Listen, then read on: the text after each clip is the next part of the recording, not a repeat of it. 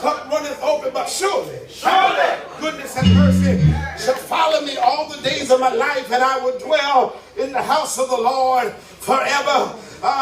There's a story told, and I got to get out of here tonight. There's a story told of a grandfather who was asked to look after his granddaughter while his daughter prepared dinner for the family. Mama, the grandfather found great joy in the opportunity to look after his only grandbaby and spend time with her while her mother was occupied.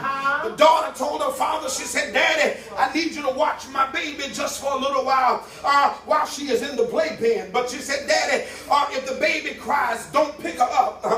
Just leave her in the pen." The grandfather replied, "No problem, baby. Daddy can do that for you." The mother placed the child in the playpen and went into the kitchen to cook dinner.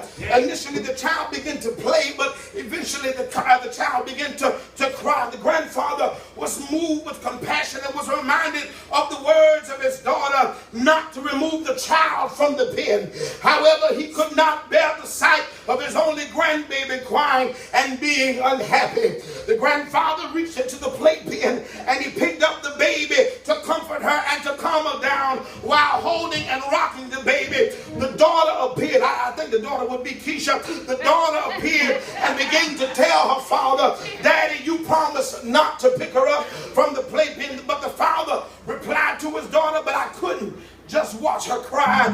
The daughter took the baby from the father and placed her back in the pen. She said, "Daddy, don't pick her up even if she cries." The grandfather replied to his daughter, "No problem, I can do that."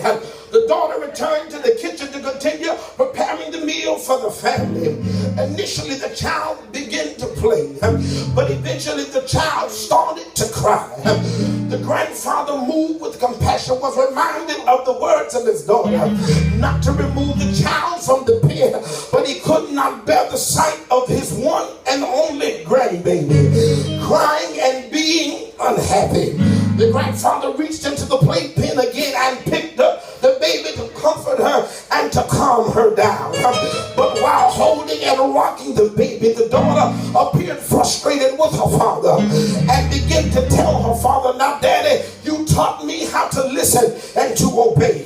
You promised me that you would not pick her up from the playpen even if she cries." He said, "I know